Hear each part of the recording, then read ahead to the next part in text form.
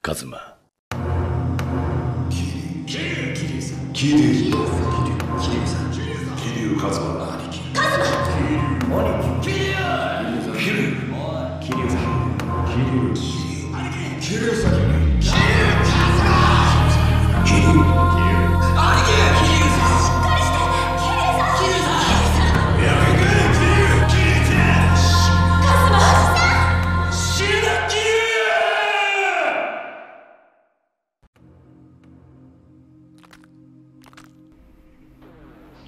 Hey, so, a few things to get out of the way first.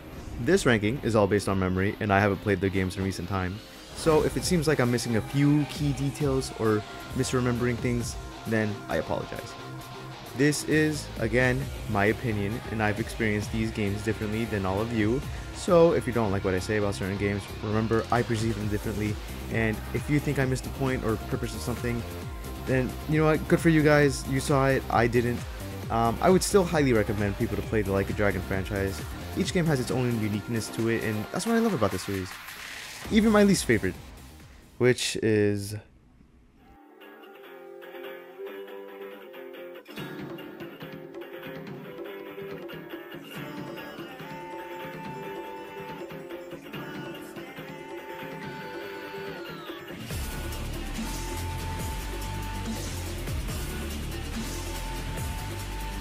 Ishin. Wow, who would have guessed? I'm sorry, but this felt more like a chore to complete than a game to play.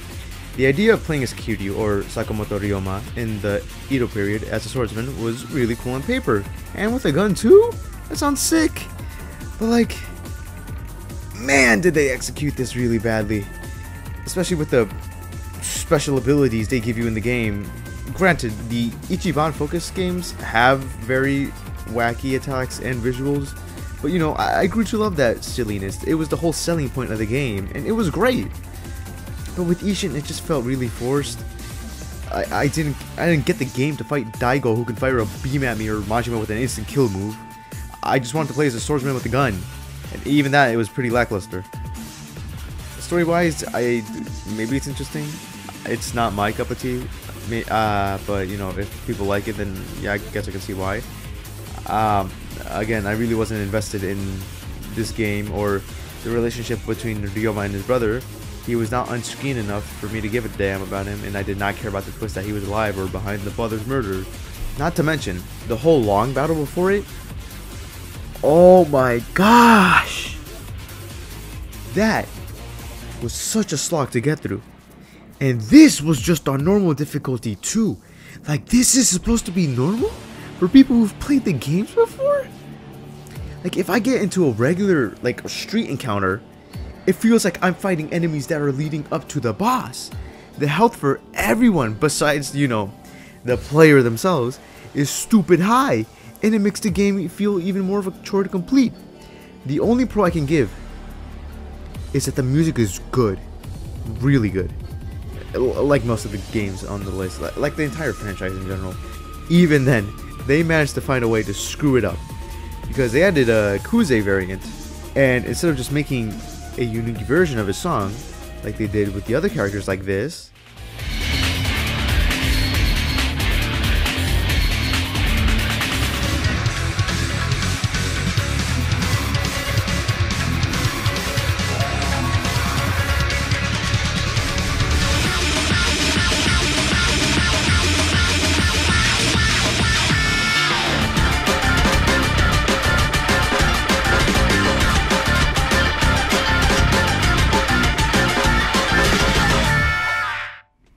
they decided to just reuse his theme song from the other games.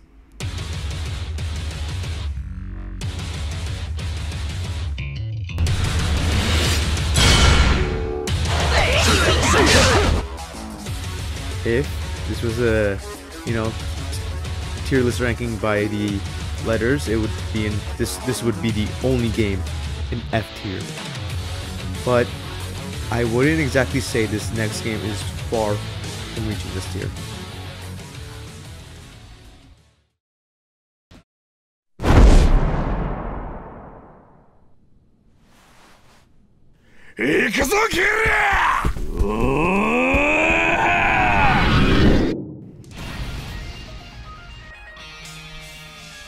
Okay, I was being a bit dramatic. I just wanted to make a transition into the next place. I would rather play Yakuza 5 over Ishin any day. That doesn't mean it's a good game though. And Yakuza 5 is the only game in D tier. The story is way too convoluted. And I want to say, it's kind of like they want to keep surprising the viewer with all the twists and turns they take. But it seems like they also want to surprise the director themselves with the twists and turns they take. Like, there's a limit to how many plot twists you can have before it just starts getting dumb and convoluted. It just started feeling like a Saw movie with how many plot twists they tried having.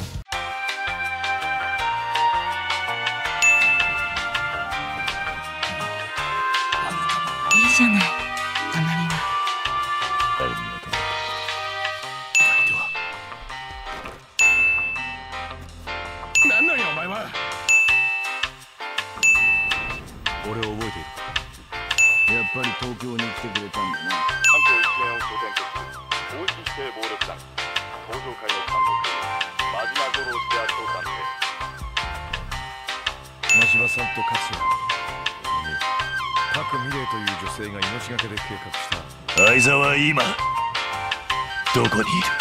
犬吠山の山中に埋葬してきました。4代目。俺は黒沢会長の実の息子なんですよ。With 5 playable characters, yeah, the game can get a bit messy.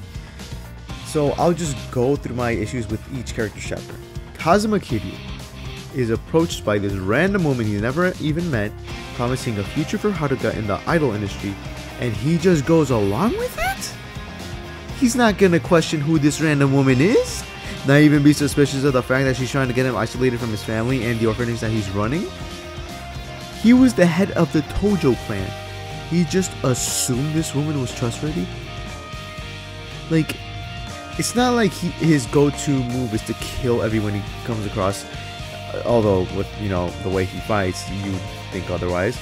But there are still people alive that would most definitely be out for Kiryu's head. And Haruka just goes along with this too? Look, maybe there were some hints in the previous games I never saw, or maybe in a sub-story, but there was no indication with the main story that Haruka would ever go along with this. And I remember a very small YouTuber bringing up a pretty good alternative to Haruka's story. I think his name is which I'll play the bit here.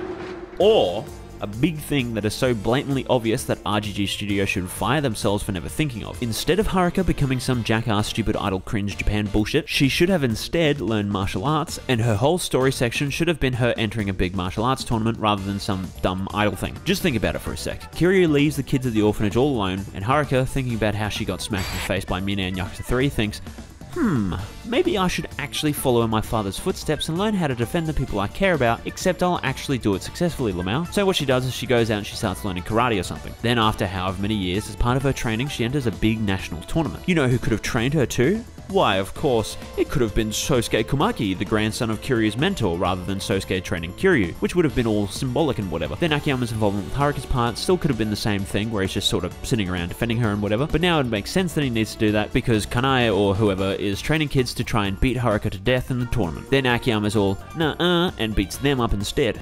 Granted, everything he did say was more for satirical-ish reasons, but I don't know, man. I think he was kind of cooking with what he was saying here. Now, for Saijima's part, get rid of the whole thing. Okay, I'm just kidding. Slightly. Not really. Okay, for half a Saijima's story, you're not actually fighting people, but instead hunting in this village no one cares about. And really the only good thing about his part is that you fight 2 bears, and the fact that this is actually the game where Bakamitai is introduced. And we know how underrated that song is. And even when you can fight during his part, or anyone's part in general, it's non-stop. Which, okay, yeah, that's kind of the whole selling point for the game. You fight, but it gets annoying if you just as so much as briefly jog in front of someone. You can quite literally finish one fight and then immediately get into another one with no warning whatsoever. And not to mention, the city Saijima's story takes place in is really cramped, which is weird to say because there's so many open streets. But for some reason, you can't cross them without using the crosswalk. And not to mention, they got rid of his hair, and I fucking hate the Akiyama's part is just boring, because, I guess that goes for Haruka's part too, because they basically share it. I really didn't like Park, or how she was portrayed. She just wasn't that interesting of a character to me, or sympathetic enough for me to care about, what she went through. I don't know, man, there's just nothing good about this game. I don't think there could be a single thing that...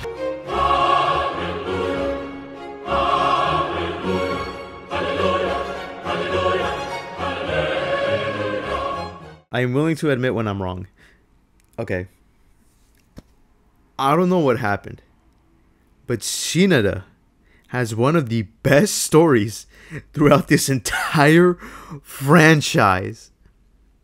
A man who lost his career to false allegations on the road to clear his name, but the people he thought he was close with were actually against him.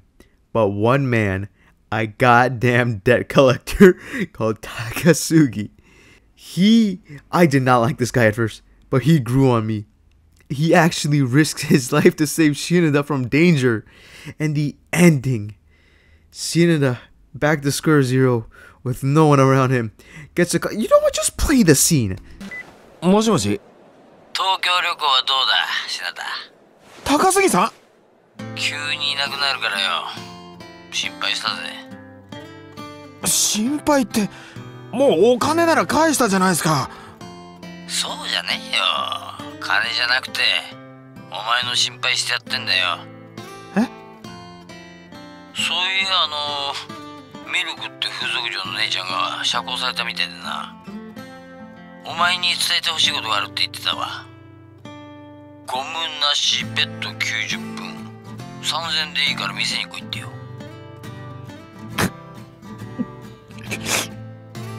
みんなお前の顔が見たいってよ。帰ってこい。品田。それにお前が帰ってこないと、俺も完全証明出せねえで困ってんだ。な。おい、品田。お前ちゃんと聞いてんのかよ。おい。おい、品田。おい。やっぱ悪い。品田。おい。おい、品田。おい。来るかい。Beautiful. Wait, Haruka, what are you doing? 私は桐生一馬の家族です。 Yeah, so Haruka kind of exposes her and her family's identity because she changed her mind about the idol industry, and she just wanted to say how much she loved her family, which leads to Yakuza 6, and we'll get to that.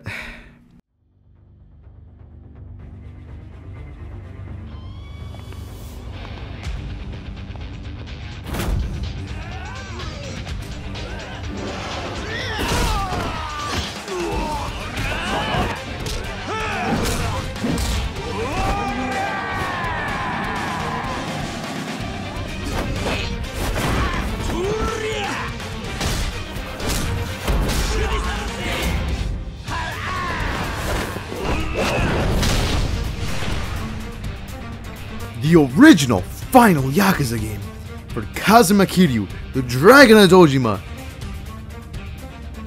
was a letdown. This really felt like another sequel rather than the final game.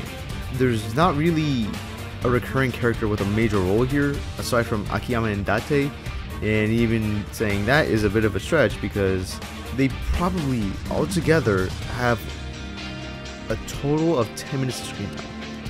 Not to mention, after Yakuza 5, they just never brought back the Forest Asai, especially since his whole gimmick is like having eyes and Kamurocho in every part of it. And also, the whole mystery of this game is trying to find out where Haruka got hit and who she got hit by. Like, they don't even try to find him. They just kind of don't acknowledge him. And I'm not saying everyone had to show up for some Avengers Endgame level finale, but that's exactly what I'm gonna say, because this is supposed to be the last Yakuza, or this was supposed to be the last Yakuza game. There should have been something major. It felt like they just brought up plot lines just to change their mind halfway through. Like, we got this Sayo Triad, the guys that took over a part of Kamurocho, and they're butting heads with the Tojo clan. Yeah, their leader just kind of walks off, and he's presumed to be dead after. And oh my gosh, they brought back a mafia from the second game? That's so cool! And this new guy, Jungi Han, is really interesting. This team is awesome! I wonder how they're gonna handle his character. Oh, cool. Oh, this is him. This is the mastermind. Takure Kurusu. He's the one who's planning all of this and killing off the other factions. I wonder how we're gonna... Oh. His son. RGG. Your villains need to have some sort of personality in order for us to like them, or at least have them be compelling. He just doesn't have a lot of personality besides symbolism. If it wasn't for these two comments that I'll put up on screen, you guys can pause them to read them, I would have never seen Kiwami any different. But I like what they brought up, so okay, I'll give him points for that. But aside from that, there's nothing to him. He's not like so evil I like him. He's just evil and kind of pathetic. I know villains aren't supposed to be liked, and like, you know, but there have been villains who are just evil and you still like them. You still like them for the threatening presence they bring. You know, their cockiness, their whatever, like their villainy. He just, God, I can't believe I'm unironically saying this. He has no aura. Sueno Kiwami has no aura. His aura in the negatives. The only good thing he brings is his theme.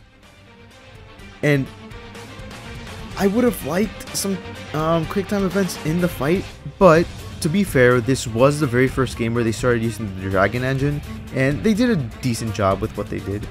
And I like the build up to the final boss, or like the dynamic intro. It was just mayhem everywhere, people fighting. It was such a really cool lead up, but you know, the way they launch up at each other is kind of weird. But that final pose is sick as hell, and especially with the theme, it just really gives off that this is the finale kind of vibe. Also, another thing that I hate, and this isn't the game's fault, but they just never brought back Yuta in any of the future games. Like the father of Haruto, the spouse of Haruka, is just never mentioned or brought back. Okay, well yeah, he's mentioned here or there, but he's just never brought back. Like a small cameo would have been nice, but I mean, I guess not. Also, the thing is with Kiryu, there are a lot of ideas they could have gone with, you know, to end his story, or you know, have as a final boss a reflection of who he could have been, or someone who grew up like him, or a direct consequence of his actions. You know, there was a lot of ideas they had that they just couldn't fit to one game, which is why they decided to make the final game 3 different times. It's not a necessarily bad game, but it is a pretty lackluster finale. やれ、こいつは早く殺せ。もう時計の針は戻らないんですよ。後悔しても始まらない。極道のチャンスは一度きりだって。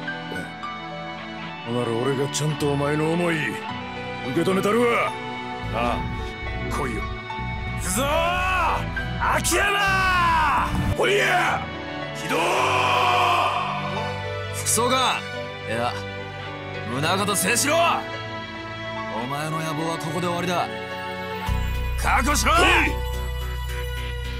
俺が登場界という大門の重さ、きっちり体で教えてやるぜ。行くぞ、キリー。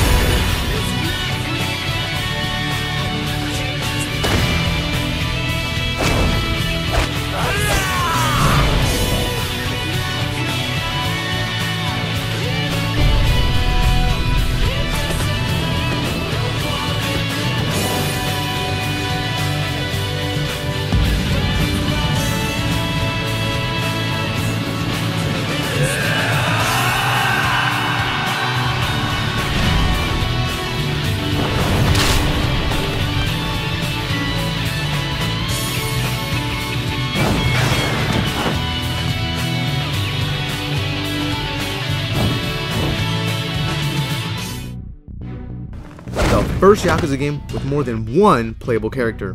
And to be honest, they did pretty good. So let's get the cons out of the way. Yasuko.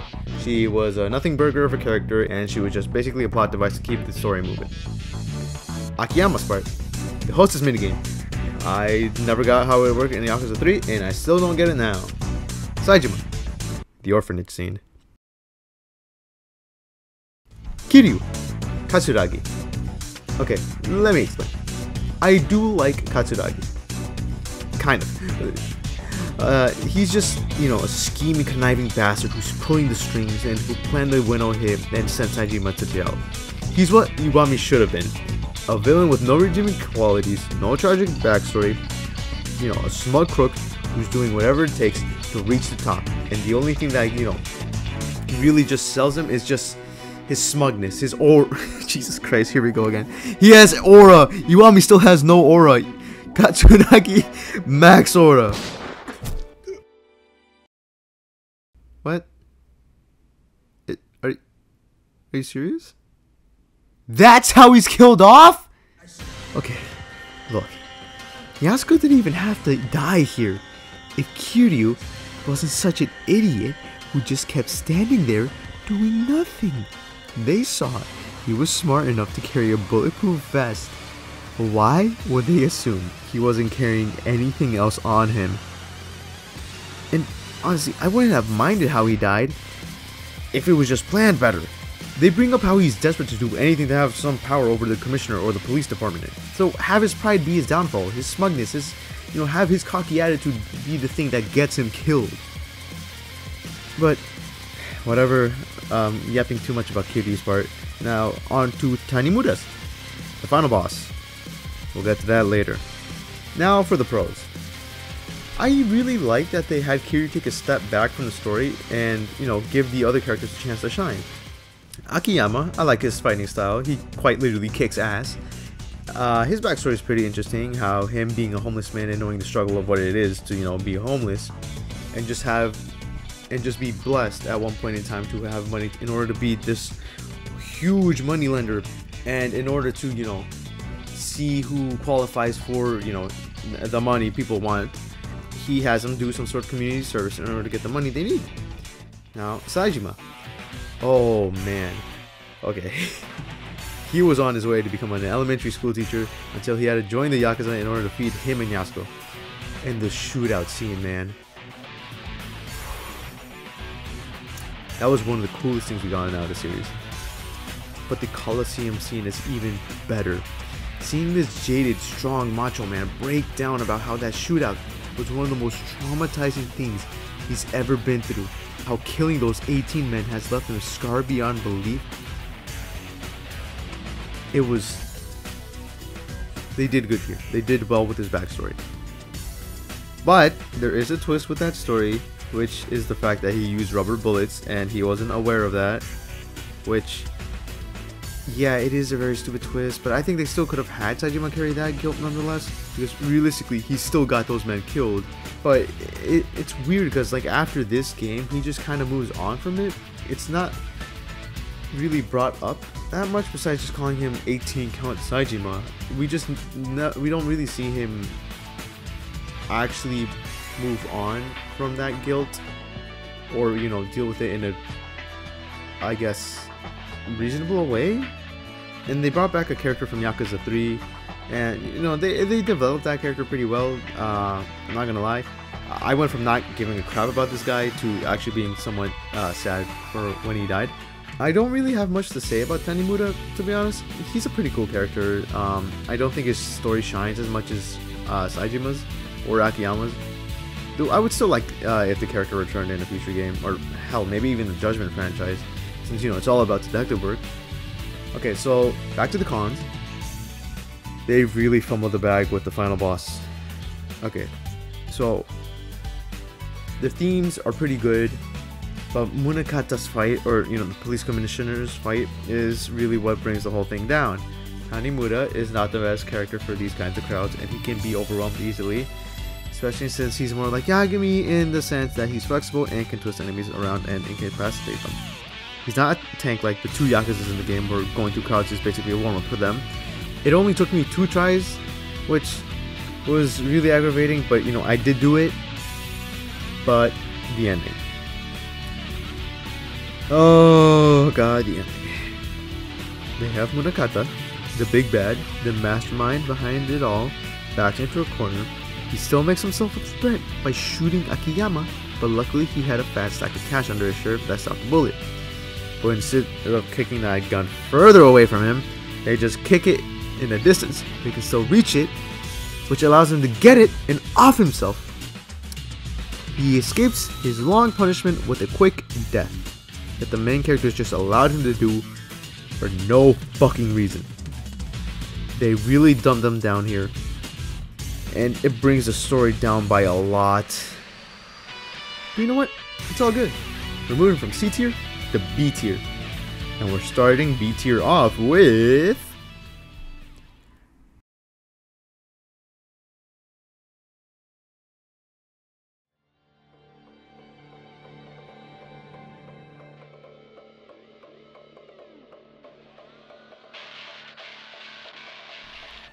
weird, huh? This was, and you know, it might still be considered the black sheep of Yakuza. Looking back on it, it wasn't that bad. The con, very obviously, is the fighting. It's called Block Yakuza for a reason.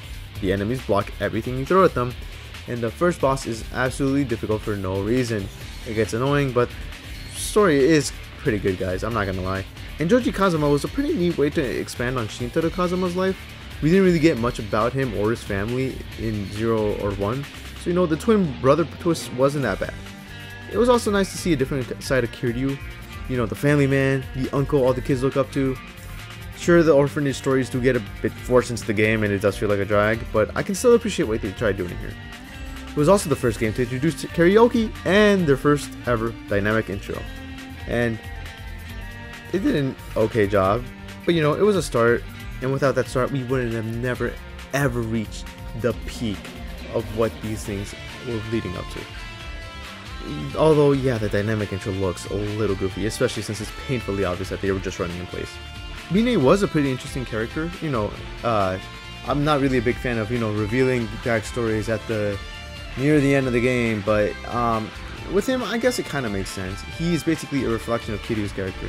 But he was just unfortunate enough to not have the friends or family Kiryu had in his life. He almost had that with Daigo, but unfortunately he was put into a coma, and Mine didn't know what to do after that. The man he looked up to, his only friend, taken away from him, and he didn't know if he was ever going to come back. Also, kind of unrelated, although this character is part of the game, Andre Richardson was so funny to me. I was not expecting him to actually speak English in the game. Like, the voice actor does a good job, I would say. An okay job. It's not like he does a horrendous job, but it's just so silly to me to have this one American or English speaking character in the Japanese franchise. It's even funnier when you think about it and realize he actually understands Japanese, and he probably could have spoke it too, but he just refused to because he just wanted to be petty to Kiryu. However, there is something else that does bring this game down to, and it's Rikiya. His character was okay overall. I wasn't too hyper focused on him. I didn't dislike him either. He was an okay character, and I can see why people liked him. But look, okay, here we go again. Kiryu, you saw this guy. He has a gun. You've been shot multiple times in the past because you decided to not disarm your opponent. So what happened again? I did not feel any remorse when Rikiya died. RGG tried doing a lot of new things for Yakuza 3. Having Kiryu cry was not one of them. It's not that I don't like seeing really tough men cry, because I already made it clear I think that can be executed really well, like Saejima in Yakuza 4. Here it just doesn't feel right because A, in the same game, by the way, he did not cry over Kashiwagi, someone he knew for years. But he cries. No. He doesn't just cry. He sobs and yells over this guy he knew for like 2 months. Where was this energy with Nishiki or Yumi, two of his beloved childhood friends? Not a single tear was shed. But okay, overall, even with the game's hits and blocks, it's still decent. It does suck though that that RGG does try to forget that this game even existed, because they brought back Kashiwagi, Andre Richardson, and even Law Kao Long, who got shot in the fucking head. I think in the next game we might actually see Idikia show up at this point.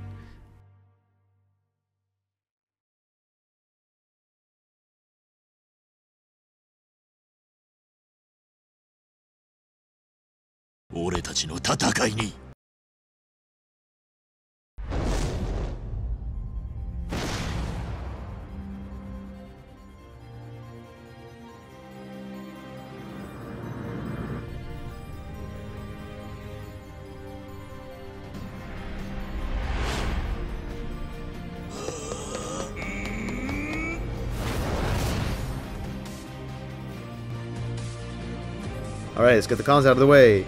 Cutscenes, they don't look that good. Some, if not all the characters, have the same facial expression and rarely move their eyebrows or any part of their face. Jingo and his fight were so unnecessarily difficult, I would have been screwed if Nishiki's fight didn't have any extra heals around it. That one guy with the red coat was also a pain to get through. Yumi was a pretty uninteresting character as well.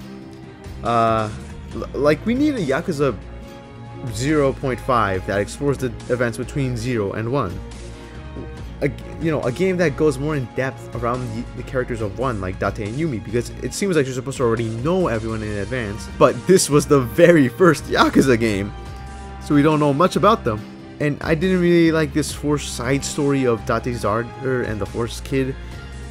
I think it would have been better if these were just sub-stories, like, you know, with cutscenes, and not something we had to get through in order to progress through the story. But I think that's where the cons would end, because at the end of the day, this is a pretty solid game. We obviously got everyone back from 0, and this really is the only way you can play Kiwami after playing 0, because I was so dumb. I did not realize that Nishiki was going to be the antagonist of the game, and I watched the opening cutscene for this game fully. Story-wise, I would say it's the best final boss of the Yakuza series. Especially with the flashbacks you get through the fight, you can feel the weight that this battle carries. You're not fighting some guy you have a vague idea about. You're fighting someone who was once a friend, a brother, someone who couldn't even go through the idea of selling you out. Then his death.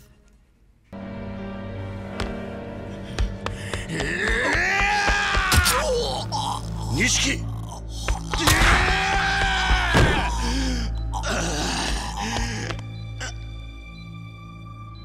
こんな奴に好きにさせて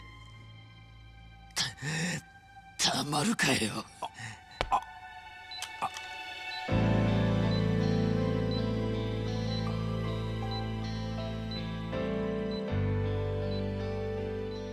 最後のけじめくらい俺につけさせろ。やめろ！やめるんだ！錦！錦！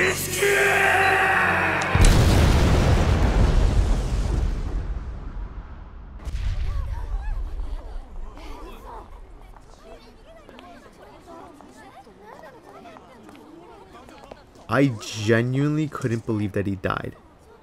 But the ending was, in a weird way, sort of beautiful.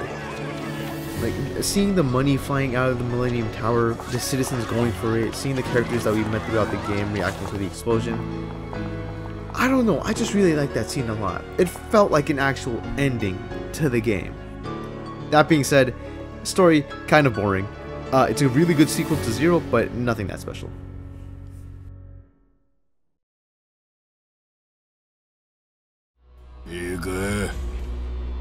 行くで。ああ、手加減はしねえ。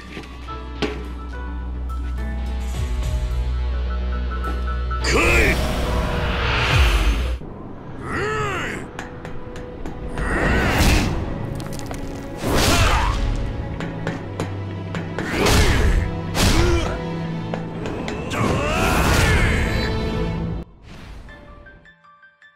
Kiwami 2.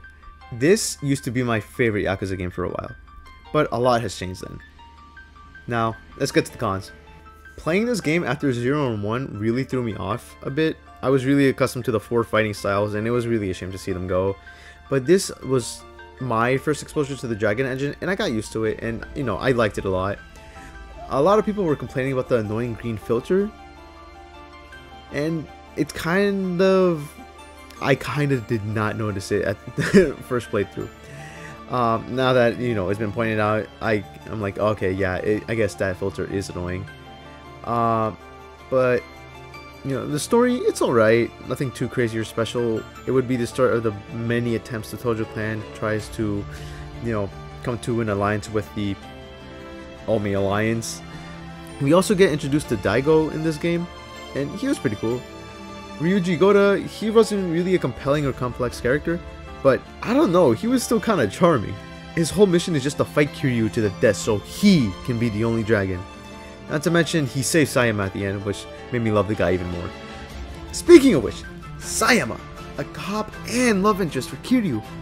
And you know what? She was alright. Really, the only thing I dislike is how they handled her in the game. Like, they built her up to be the Yakuza huntress and a competent and strong cop.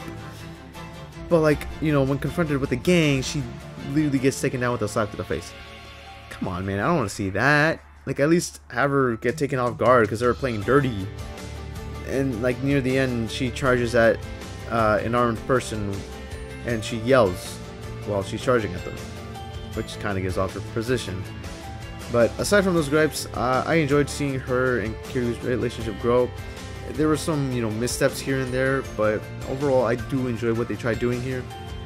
But I think she should have stayed with Kiryu and helped him run the orphanage, but I guess RGG hates seeing Kiryu happy, so, you know, fuck him, I guess. The game just edges out Kiwami 1 by a little bit with the Majima Saga DLC, like bringing back a character from a previous game just to see how they're doing.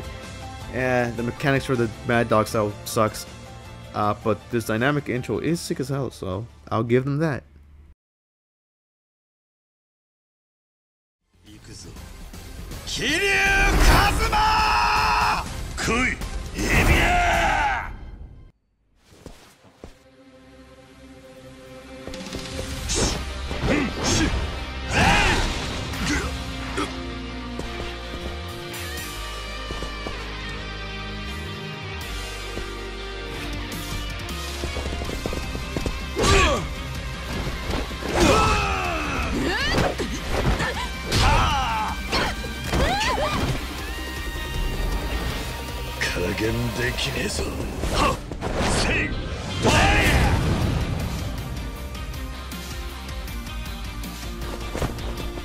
Infinite Wealth.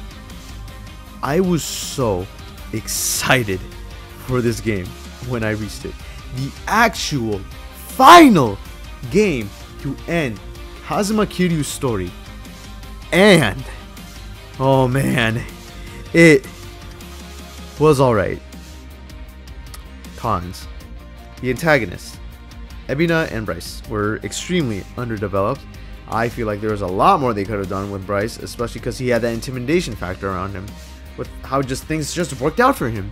Like, was he just that smart he planned everything out? Or is there an actual supernatural factor to him? I guess we'll never know because they didn't focus on him that much. As for Ebina, he's one of the examples I listed earlier for Kiryu's villains, like him being a consequence of his actions. Okay, not really. I don't get that part, to be honest, because Ebina holds a grudge against the Yakuza for leaving his mom when he was in middle school, and Kiryu tells him how he wishes he could have done something when he became fourth chairman, but like, by the time Kiryu became the fourth chairman, that incident with the Yakuza ditching his mother and leaving her to fight for herself already happened, so there's not really much he could have done. To be honest, I think Kiryu and Ichiban should have swapped antagonists. Like, okay, we already had Ichiban fight his brother last game, but I still feel like it would have been better for his arc since, you know, he was trying to help the Yakuza in the beginning. As for Kiryu, it would have been a decent homage for him to fight Bryce since, you know, he had that nightmare of Lani being chased by everyone and it reminded him how everyone was after Haruka and Kiwami 1. I don't know, that's just me. And this game feels very, very, very, very, very, very undercooked. Like, they were trying to make something good, then rushed it at the end. Like with Yaji, he turned out to be a traitor and managed to sneak past us multiple times, but at the end of the game, he's grown facial hair and he was thrown aside by Bryce? Like, what? How long has it been? Why did Bryce do that? Is he stupid? Then there's Wong too, a man who holds a huge hidden casino that only the elite can enter, and he dies like 2 to 3 chapters later, along with a character from Gaiden called Hanawa. In the end of Gaiden, it was revealed that he used to be someone that we knew, or Kiryu knew at least. And who was that? We won't know. Now, unless you go out and look for the answer yourself by Googling it. And it's not like we can ask him either, because he's fucking dead. And not to mention, Wong To did have a kid that, you know, was abducted by Bryce. And they do bring it up at the end of the game. And by that point, you've already forgotten that he even had a kid. There is also a factor to play here where it's the fact that during the development of Infinite Wealth, they were also developing Like a Dragon Gaiden, the man who erased his name. So, but they finished Gaiden after Infinite Wealth. So, any new characters that showed up in Gaiden just weren't going to show up in Infinite Wealth. I feel like, look, I get RGG wants to release a game yearly, but I feel like maybe it would have been a little better to just delay the game a bit, let it cook a little more, you know, add some other things, like some forgotten characters, like motherfucking Watase, who was also one of the reasons why the Yakuza was dissolved in the first place. But it's too late for that now, isn't it?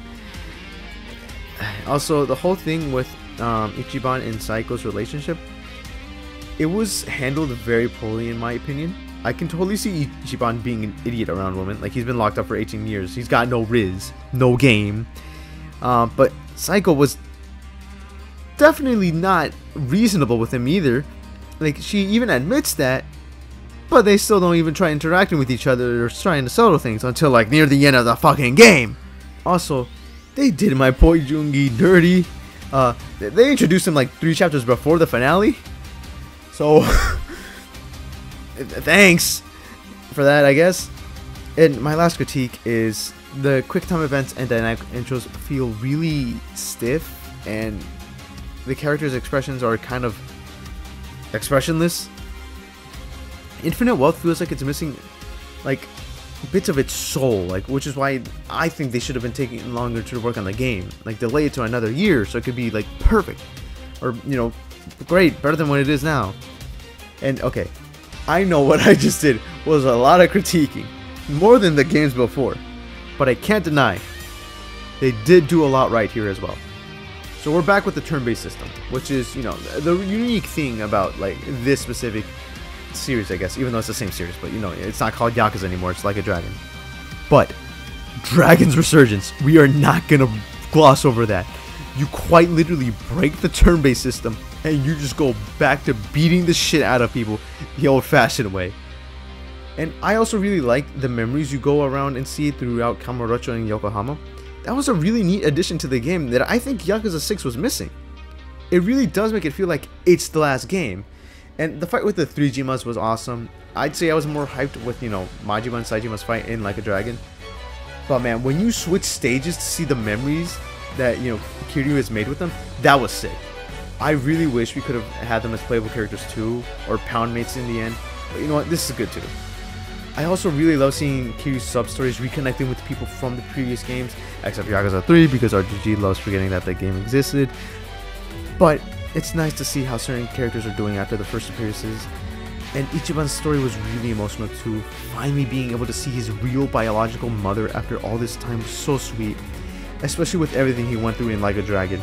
He finally has family he can talk to. And you know, the way they handled Kiryu's cancer was, I guess, well done. Up until the end where they kind of forget about it. Like early in the game, you can see how it's actually physically affecting him. Like he refuses to go through certain fights because his body is just like, it's so weak he can barely move properly. But at the end of the game, he can just fight his way up a tower full of goons. But whatever. But those are my thoughts on Infinite Wealth. A massive, massive upgrade from Yakuza 6, but there was still a lot left to be desired from the quote-unquote final game from Kazuma Kiryu.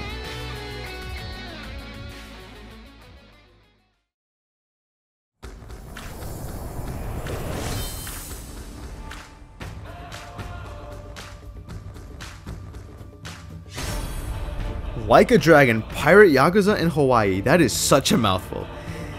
But, whatever. Pirate Yakuza!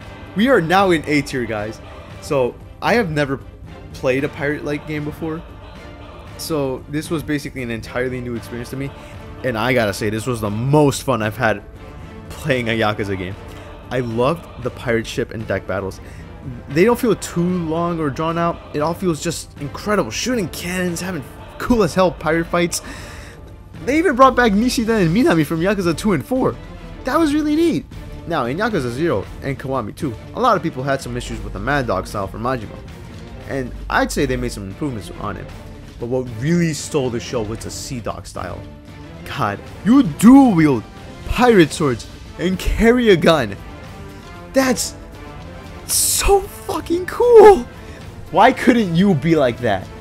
Anyways, why is this game that I just said is the most fun I've ever had playing a Yakuza game so low? Okay, there's 3 issues. 1, side content. They are trying way too hard to shove side stories down your throats. Like, first it was, you know, with the other islands you can treasure hunt, which, yeah, it's pretty cool, you know, to upgrade your pirate rank. And, you know, that's the whole selling point. You're a pirate, you gotta go through other islands, sail the 7 seas, get some treasure, arg, all that. But, you know, the side story of the Black Flags, or whatever you're calling them, are basically the 5 kings from Yakuza 0, which just really feels shoehorned in. And, you know, there's some other sub-stories in the Hawaii section of the game that just get in the way. And it all happens in Chapter 2. And I started getting really impatient because I'm more focused on, like, the main stories of these games rather than the actual side content. But after Chapter 2, the game locks the fuck in. But okay, let me get to the other 2 issues as well. Majima's amnesia and Saijima's treatment. I really don't like amnesia stories.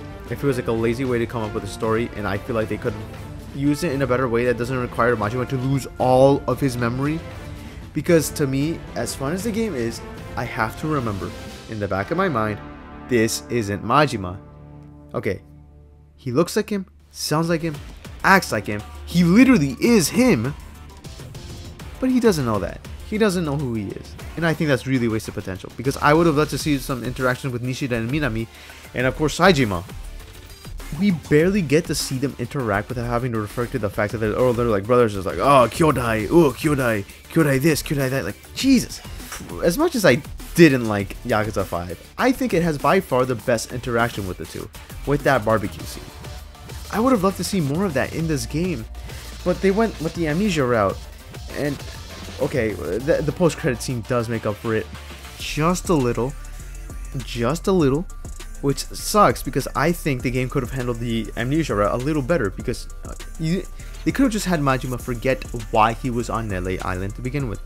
Again, my opinion, take what I say here with a grain of salt, but just have Majima forget why he was on Nele Island, have him suffer severe headaches or suffer from something that would warrant Saijima wanting him to go back to Japan to get a hospital, but Majima, being stubborn, would insist on finding the treasure first.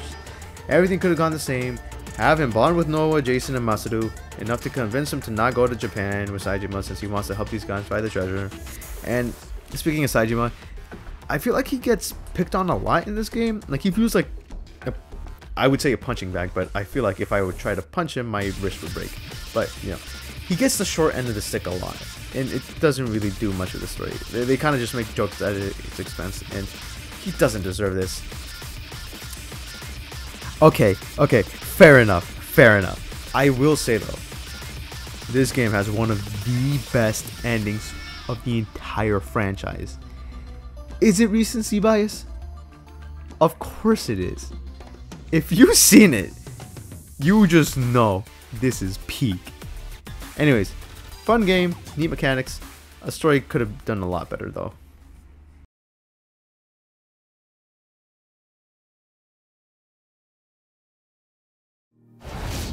Like a Dragon, the most innovative, game-changing, well, game of the Yakuza franchise, and kind of the most forgettable. Oh, okay, that sounds pretty bad, but like, it's not bad forgettable. It's good forgettable. Let me explain. Okay, so this game has a lot, and I mean a lot, of story and side content to explore, which it doesn't get crammed down on your throat like Pirate Yakuza, but it does kind of get annoying. Only slightly though, it was not that bad. But for my first ever RPG to play, okay, second, this was amazing. I'll try my best to remember all the good things. I'm gonna be honest, there's not really wrong with this game. I'm gonna be honest. These brand new cast of characters are really interesting, especially since this is the first game where there's story content that actually makes you connect with the rest of the characters. They managed to semi stand alone from the original cast, and I really wasn't expecting to see anyone again besides Kiryu, because I got that spoiled. But when I saw Majima and Saejima, I lost my shit. And okay, yeah, sure, it's basically, wow, it's the character from the franchise that takes place in the same universe. How exciting.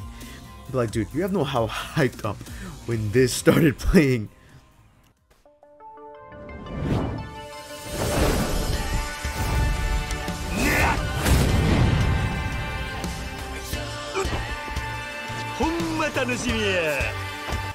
I don't like having to grind to level up, but this was the exception. I would have not been satisfied otherwise if the game didn't make this boss fight extremely difficult.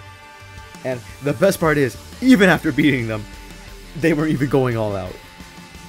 Like, I thought I was just fighting Majima at first. No, then Saejima joined in. And I was like, shit, I might be cooked. Then they got their own quick time event. And then, wow, I just knew I was fucked from there. This game is quite literally the end of the Yakuza. Which, you know, but I got spoiled too. Which was wild to me, because we spent so much time, like 7 games now, trying to save this clan from its own destruction, and now we're actively trying to end it. There's a lot to talk about, and I can't dive into everything I like about this game, especially since there's only 4 more games I have to talk about, and I just kind of want to get through them. But look, play it for yourself. I highly recommend getting this game, because like there's not really, this is one of the few games where you don't have to play them in order to understand the rest. And look, I was never a fan of RPGs, but this game,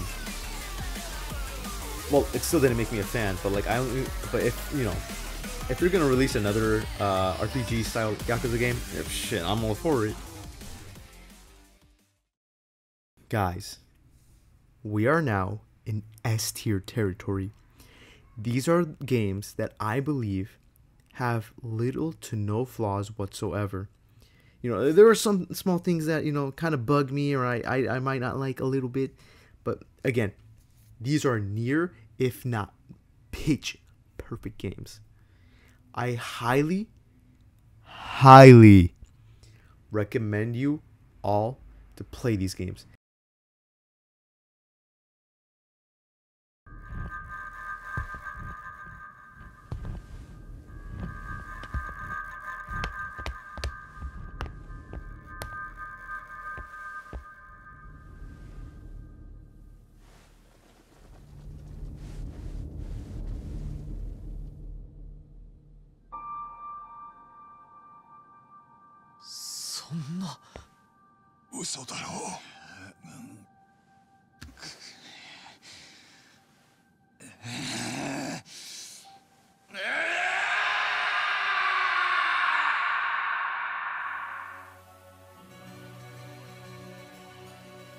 Judgment series, entirely owned series from the Yakuza franchise.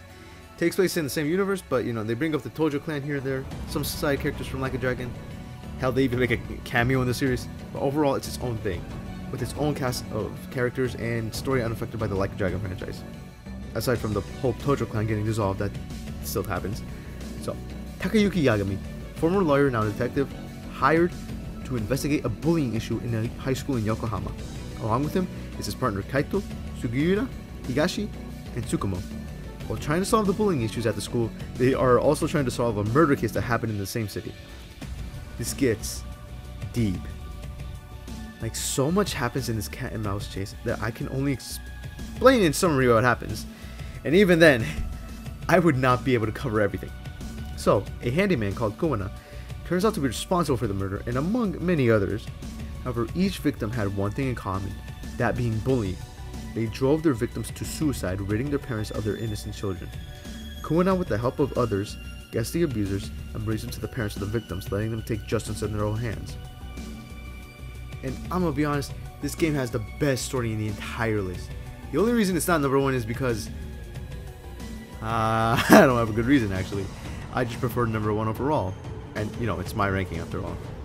Regardless, this story, you have to play it for yourself in order to see what they cooked here. Gameplay is great. 3 fighting styles, 2 from the first game and a brand new one. Fun as hell to use. For once, I was grateful for the 4 sub-stories, because without this specific sub-story, I would have not made it past the final boss. Speaking of which, that had me terrified. I had to fight through 100 goons, fight 30 more, and a mini-boss, then fight that other boss seriously, then fight Kiwami after. It took everything out of me, man. Like, I was severely underprepared for this. Speaking of which, I think this is one of the most challenging games in the series. Like, the quick time events this time require you to do more than just press one button, and not to mention you're not playing as some legendary Yakuza, or financer, or baseball player, or a cop. You're just a detective. Yeah, you can fight, but that's not really your whole job. That's not your life. And I haven't even mentioned the Kaito files, which gives us a deep dive into his life. And we do have small cameos from other characters in the series, but you know, it's all about him. Regardless, love this story. Play Lost Judgment. Please, I guarantee you, you will not be disappointed with this game. 正気じゃねえ。じゃあまずお前を久しぶりの実験台にしてやる。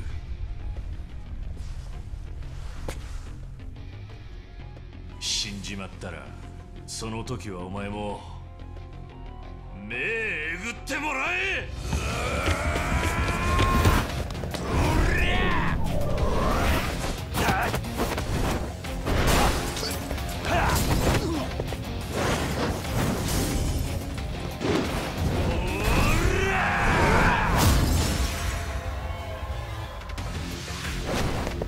Yeah, this was a really tough one to choose, and to be honest, you could switch places between 3 and 4 because it's so difficult to try to figure out which game is better.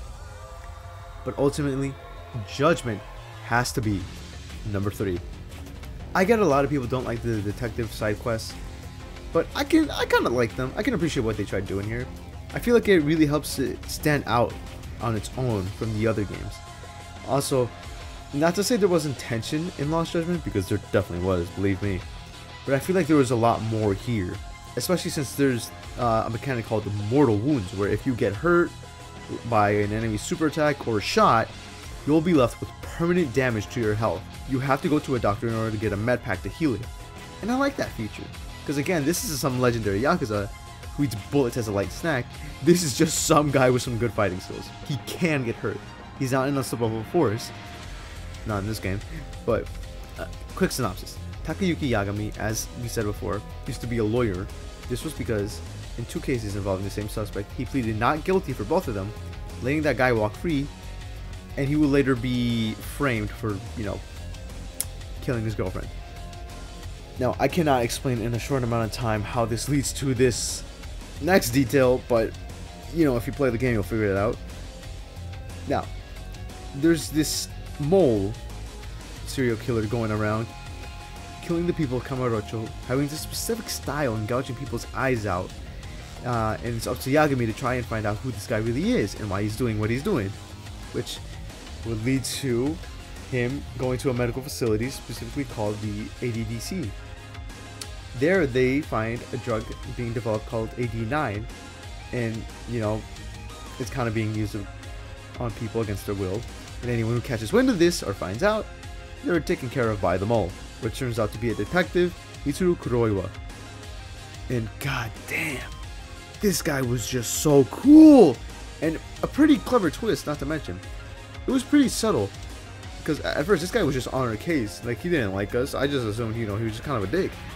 But him turning out to be the mole made a lot more sense. And his fight, great. After beating him, I was so relieved, but I noticed something. I realized it was a fake out. I played 8 Yakuza games. I know there's supposed to be some kind of indicator that we beat the boss, and there he comes crawling back into the building, injecting himself with a shot of adrenaline, ready for round 2. Again, this is just barely scratching the surface of the Judgment games, and there's a lot to unravel. And the only thing I can tell you to do is play these games for yourself, please. Again, they're not connected to any of the other Like a Dragon games I just mentioned. These games are their own series entirely. You should give them a shot. I am begging you.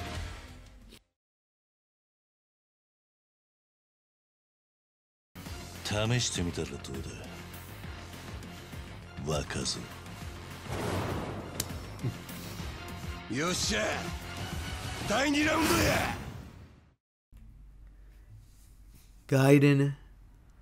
Oh, Gaiden.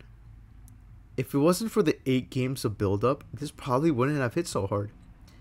But that just meant it had a lot more to lose. Yakuza 6 just didn't hit right. There's a lot more left to be desired with its ending and its title of the last Yakuza game. So, was Gaiden able to fix 6's mistakes and finally give us a satisfying conclusion of Kazuma Kiryu, the Dragon of Dojima? No, because Infinite Wealth kind of just rewrote that and said that it was the final game for Kazuma Kiryu. But I'm gonna be real, I would have been way more satisfied if Gaiden really was the final game. So, what's it about? So at the end of Yakuza 6, Kiryu is approached by this organization or group called the Daidoji, who ask Kiryu to keep a secret that he discovered in 6 in exchange for a monetary gain, but Kiryu declines this at first. He only agrees to this keeping this secret a secret by, you know, having him listed as a dead man and them backing off from his family, which they agreed to, but they kind of force him into working for them regardless. There we see Kiryu get a cool fighting style called Agent, which, it's okay. Like, the gadgets are cool, but I'm not a big fan of it. But we have the Yakuza style to make up for it, so I'll take what I can get. The story of this game, short and simple. It takes place around the same time as Like a Dragon. Kiryu sought out by the Omi Alliance in order to dissolve the Yakuza because, well, he's Kiryu. He's a one-man army. They need him in order to take care of the rest of the Yakuza that are obviously going to disagree with, you know, dissolving their whole job. Through a lot of convincing, he agrees. However, he has to deal with a major obstacle first. Nishitani III. If he gets word of what's going to happen, there's no way he's going to let it slide. And he's pretty good for an antagonist. Like, he's full-on Yakuza. Everything he does is for the sake of the Yakuza life. He does it for the love of the game. And the game introduces 4 new characters too. Hanawa, who was done dirty in Infinite Wealth, Tsuruno, Akame, and of course, Shishido, which, you know, unfortunately these guys don't really get, like, a mention in Infinite Wealth. But, you know, let's fast forward to the end of the game. Here, we have the 4 legendary Yakuza, the 6 chairman of the Tojo clan, the Mad Dog of Shimano, 18 Count Saejima, and the Dragon of Dojima. Now, Shishido, he is Aizawa, but actually well written. It didn't feel like the writers pulled this twist out of their ass. Or maybe they did and they just kind of hid that fact well. Regardless, he makes more sense to have as the final boss. A young, strong, I can't even call him strong. That'd be like an insult to his actual strength. Just look at this guy. He's contending with 2 legends right now after being beaten and stabbed. If he was like in Yakuza 0 or 1, or hell even 2, you know what, if he was in the first couple of games, he'd have climbed his way to the top fast. He's about to lose everything that gives his life meaning, and he refuses to let that happen. Although he isn't, like, actually old, he's basically a relic of the past, what it used to mean to be Yakuza. But it's like what Kiryu says.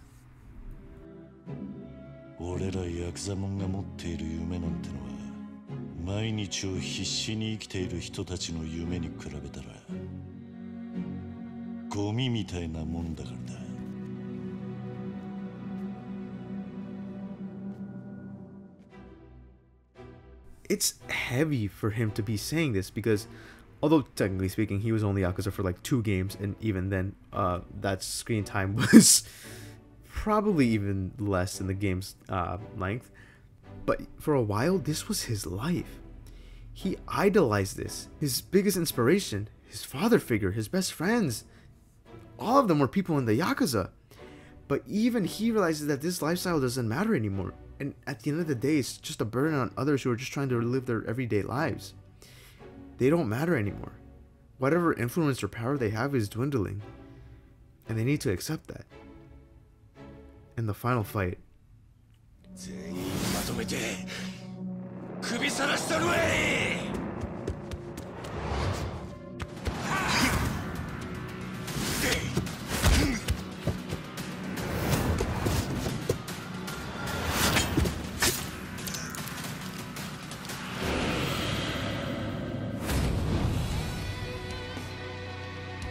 oh my gosh! This is so cool! Give these guys a reward. They have cooked. They got the freshest ingredients, cooked a meal that rivals Gordon Ramsay's 45 years of cooking, served it on a plate made out of diamonds! The theme, the fight, the quick time events, it's all so perfect. This was so beautiful.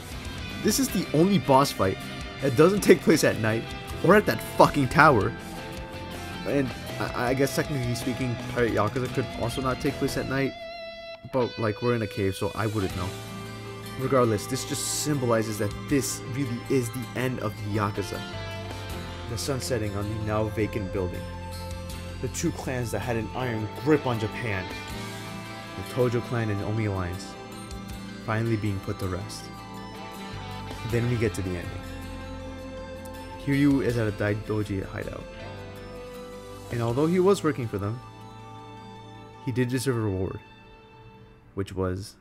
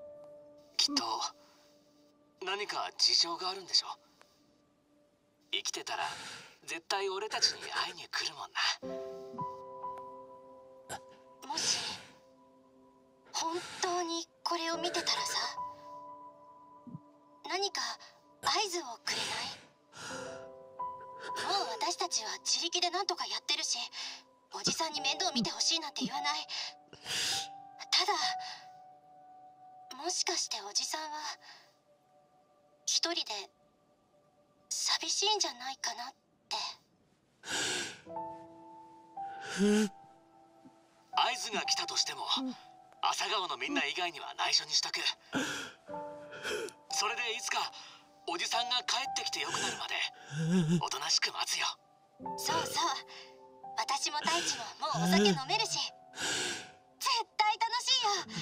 いっぱい話すことあるんだから。あ、そうだ、俺たち明日また来るよ。おじさんに渡したいものがあるんだ。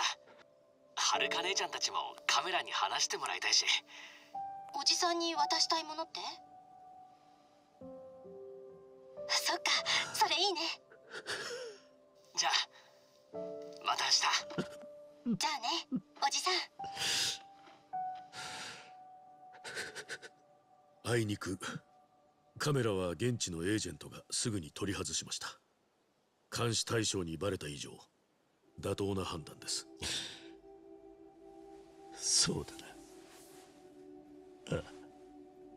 あなたにこの映像を見せることが果たして褒美になるのか検討をしました。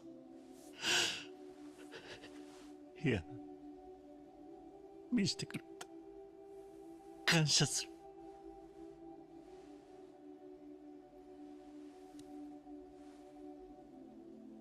太一君はさっきあなたに渡したいものがあると言っていましたね。隠しカメラを回収した翌日、その場所へ朝顔の子供たちがやってきて絵の入った筒を置いていきました。ですが死んだはずの桐生一馬が絵を持ち帰ったと思われるわけにはいきません。そこで現地のエージェントは中の絵を撮影だけして元に戻しておきました。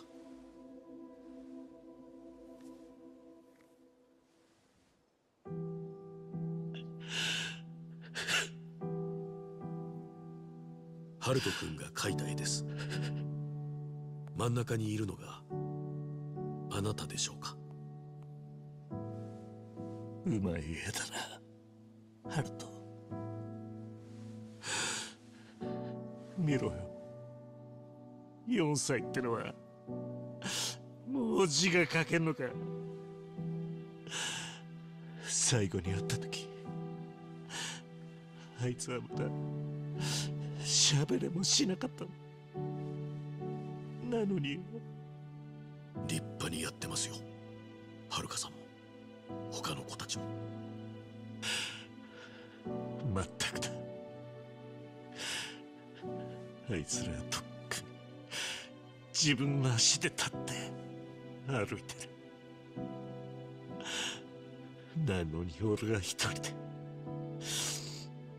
寂しいって口に出すことさえできずにいた。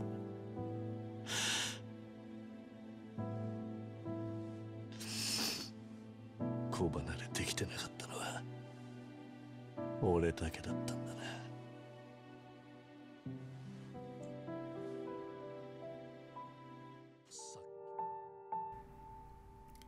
I teared up at this scene, man. I can't lie.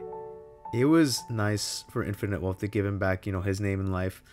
But I wouldn't have minded if the series just ended here. His family knowing he's alive, him knowing that they're safe, it would have been perfect. This game had a lot riding on it, and it delivered. It was peak. But there's something else. Something better. The game that started it all. Chronologically, at least.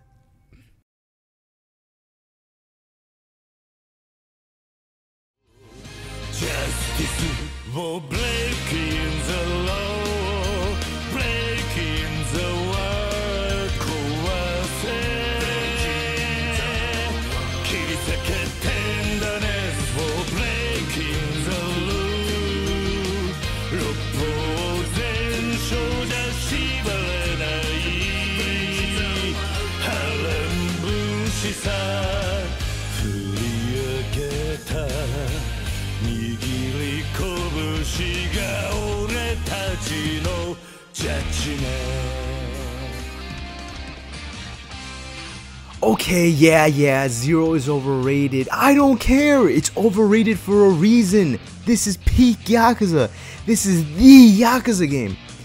Okay, so for starters, we play as Kazuma Kiryu and Goro Majima, obviously, both at their lowest in terms of Yakuza rank, They're both thrown into a conflict involving every clan and family trying to get their hands on this empty lot, the owner being a blind woman called Makimura Makoto. Kiryu meets Tachibana, who was hired by Shintaro Kazuma to ensure her and Kiryu's safety. Seeing Kiryu grow a connection with Tachibana and putting faith in him as well as Kazuma in order to save the people he cares about and prevent any harm, that was good. As for Majima, he was originally sent out to kill Makoto, but he just couldn't bring himself to do it. And later, it turns out he was just a pawn. Every action he took up until that point was planned out by his boss Shimano, who he knew that he would not be able to go through with killing her, and that just breaks Majima. Prior to this, he had lost Saejima, his eye, and he had been tortured beyond belief for almost participating in the Ueno hit. At this point, he doesn't feel like anything he does matters. Both men are now on a mission to protect this woman with their lives and to bring down any family that tries to get in their way. What makes this game even better is that the two don't even meet. Like, okay, at the post-credit scene they meet, but that's it. These guys don't interact with each other, they don't talk to each other. Like, they're on the same mission, but all they do is just like really either indirectly help each other or get in each other's way. Which I feel like helps the game more, having us focus on each of their troubles separately. I wasn't expecting this series to have moments that hit as hard as they did. Like, like before I even played any of the games, all I saw were the memes, and I just saw, oh, funny masculine men doing silly stuff, which, I mean, well, that's not completely inaccurate. But with each game, even with the ones that I don't like, they have their moments that just shine bright. There's always something about them that just shows the potential they had. Everything in Yakuza 0 just ties so well together. I like most of the characters, and even with the ones that I don't like, they serve their purpose. Now the music. Oh, the music. Oh my goodness. This is by far the most memorable soundtrack of the entire franchise, and it's not even close. The combat is fun as hell. You initially get 3 fighting styles for each character. For Kiryu, you get Brawler, Rush, and Beast. Beast quite literally makes you a beast, where you are hard to knock down but slow at moving, but you can tank a bunch of hits and hit back even harder. And if you're near an object, you automatically start swinging it around. As for Rush, you're a little easier to knock down but harder to hit. I like the style a lot. I wouldn't say it's like, you know, the best one out of the 3, but I like using it just because like how fast you move. It's pretty fun, and just spamming the enemies with a bunch of hits. And then we have Brawler, which is basically the best of both worlds and the first style to be introduced in the game. Now, for Dragon of Dojima, I think it's pretty similar to Brawler, but I still like using it. I haven't really paid attention to how much damage Dragon of Dojima does, so for all I know, it probably does the same as every style. Now, for Majima, he has Thug, where he just go all hands fighting. It's basically like, it's similar to Kiryu's Brawler style. But Breaker, oh man, Breaker, and it's stupid fun. The way he got it was watching some guys just breakdance, and he was like, yo, that's rad. And you just know everyone spammed this move as soon as they got it. Now, Slugger is his version of Beast, where he just pulls out a baseball bat out of a thin fucking air and just goes ham on people. And Mad Dog style is just kind of there. Now, the antagonist. Oh, perfect. Okay, almost perfect, besides you. We'll get to you in a second. Kuze, a gruff Yakuza who doesn't know when to quit. He absolutely hated Kiryu in the beginning of the game. In his eyes, he was just a brat who didn't know any better. Pledge the Demon, his theme is an absolute banger that represents him perfectly. Just how, you know, just how intimidating he is, how strong he is. Now, that was the case until the last fight. By this point, Kuze has lost a lot in this game. He was the top lieutenant. He was basically in the control of the Dojima family until Kiryu came along and started knocking his ass down. After that, he just kept losing again and again. He lost his finger, his pride, his status. This last fight, all it is really for is just a man's pride. That's the only thing that's keeping him going. It's just him and Kiryu, one-on-one, no backup, no weapons. Just 2 men using their sheer will and power. Oath of Enma. Oh, this was so good. This really shows this is his last stand, and that he and Kiryu are giving this fight everything they got in this quick time event.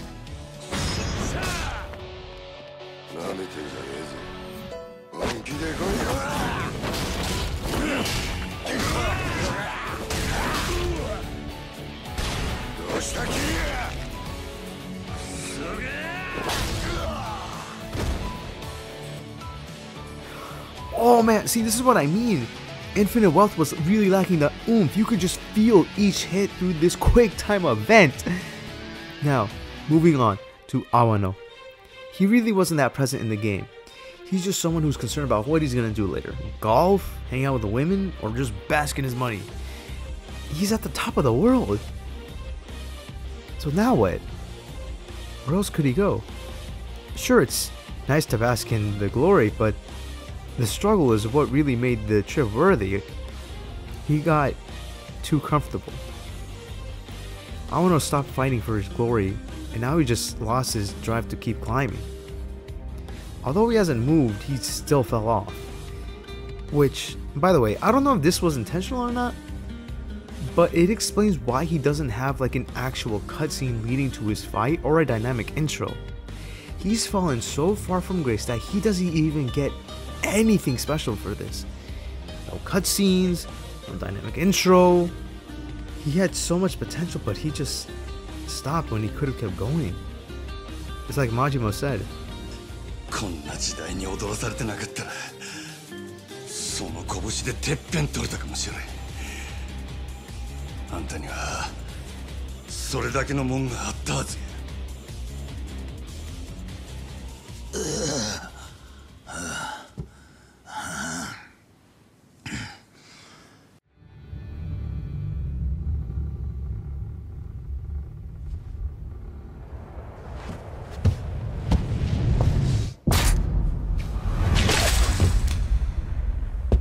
Awano.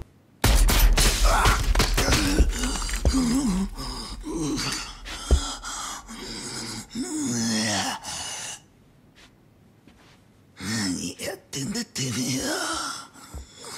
男二人腹割ってる時によ。部外者余計な真似していたねえぞほら。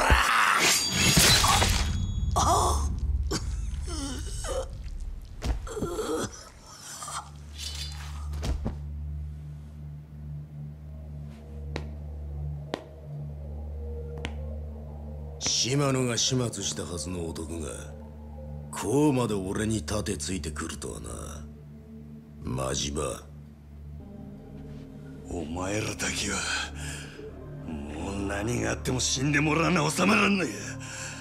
せやないとあの子は黒い闇から逃れられん。ラオグエ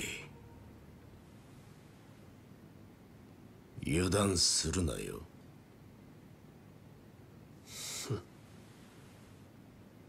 地獄の底まで引きずり込んだるわ。どうじま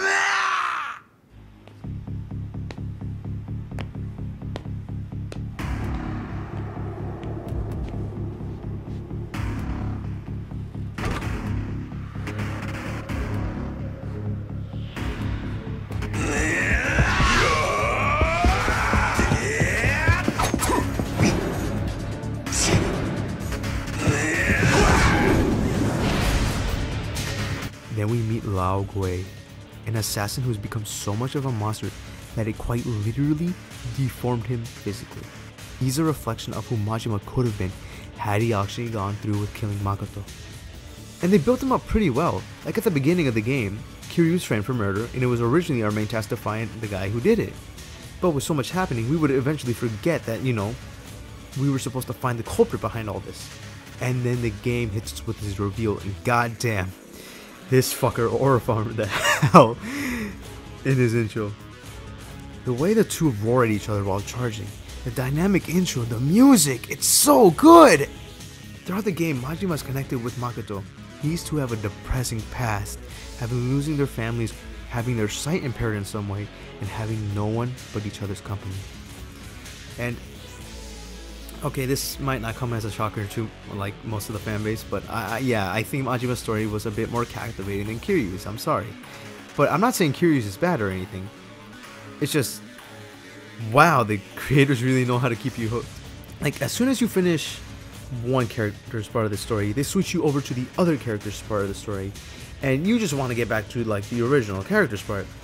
You want to get back to where you left off, but then their part of the story starts getting real good, and you just want to see what happens, and then you switch back to the other character, and the cycle repeats. The only reason Kiwami 2 is as high as it is because of the Majima DLC. They bring back Makoto to see, how she's doing after Yakuza 0. She has gone through so much pain and misery, and you just really feel for her. She's not like Yasuko, where she's just a plot device with no feelings. She genuinely cares about Majima and Tachibana, who turns out to be her brother. Both are just trying to get to see the last of their family. By the time they meet, it was too late. They couldn't even get a word through each other. Tachibana died before he could even meet his little sister. Makoto, even though she couldn't see, she knew what happened. Her brother being silent as she finally met him was a clear indicator of that. Because at the end of Zero, Majima makes the hardest decision. He either reveals his identity to Makoto, or he doesn't. Because Makoto never really saw his face. Even when her sight was getting a little better, all she saw was a blur. Majima realizes that if he does tell Makoto who he is, then she'll just constantly be put in danger. So he decides it's best for both of them to move on. Makoto never truly knowing the face of the man who saved her, not until later in her life. Man, this game is just so good. Can this get any better?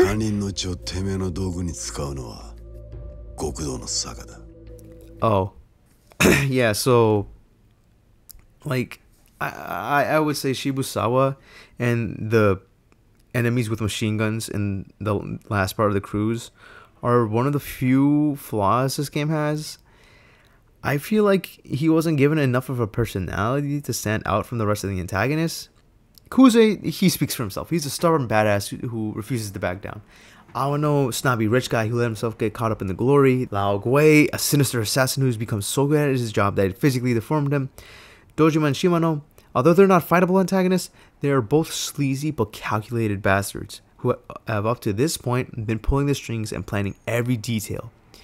Shibusawa kind of fits that too, but like, it's not like with Dojima and Shimano where he's like sleazy or anything like that. He's just kind of bland. It's like he doesn't really do much too.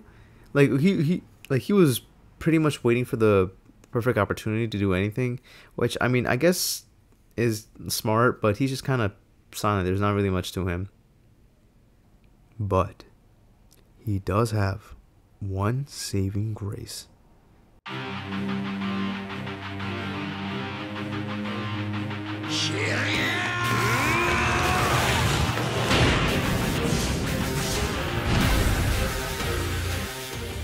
Oh man, this fight amazing. Not the best fight in the series, but I'd be lying if this was not top 3, especially with the last quick time event and the ending.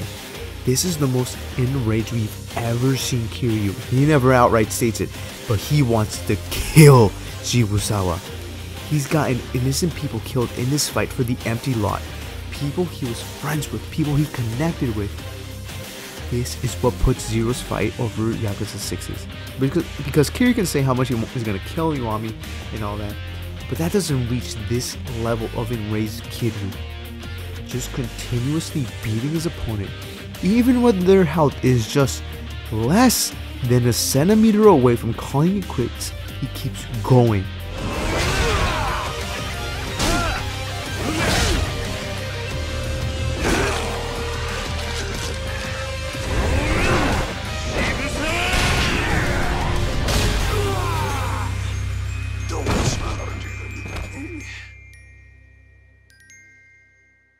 Takeya has done a tremendous job at his role as Kiryu, but he excelled at his roars.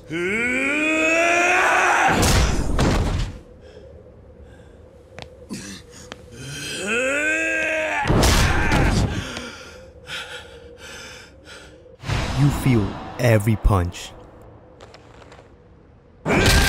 You feel the sorrow he's been carrying for this entire story.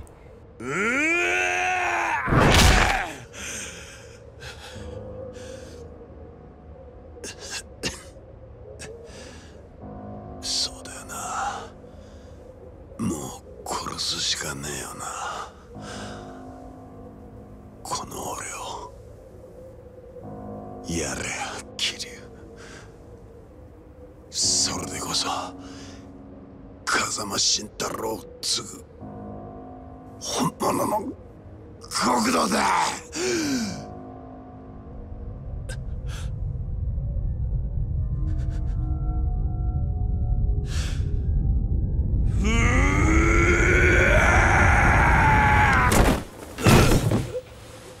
ダメだ桐生。錦超えちゃならねえ。その一線越えちまったら戻ってこられなくなる。こいつ殺したとこで何にもならねえだろうが。お前勝手に先は死んじゃねえよ。兄弟踏みとどまれ。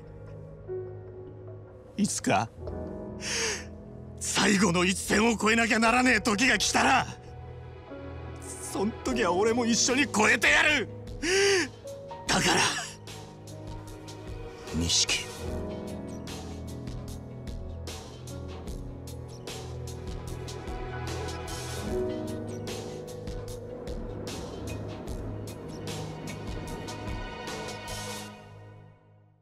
Yakuza 0 perfectly encapsulates everything right with this series, which is why I believe it is the best of the series. Man, this video took a while. It's been in production since January 17th. I thought it was longer. Anyways, I hope you guys enjoyed hearing my thoughts on each game. I have no idea how long this is going to be.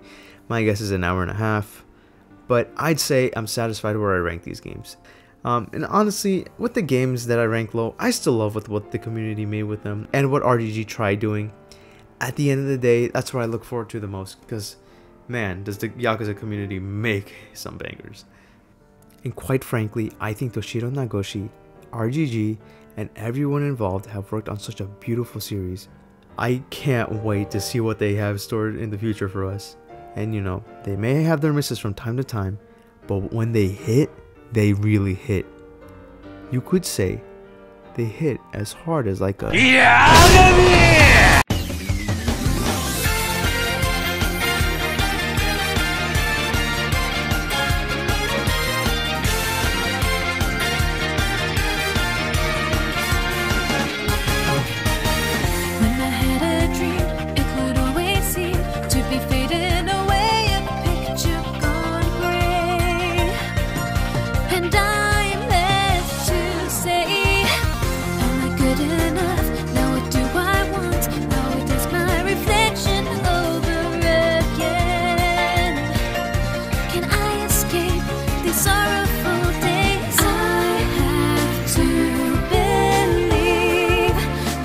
you're waiting for me. I'll open my eyes and see. If I don't embrace the light in the sky, the flowers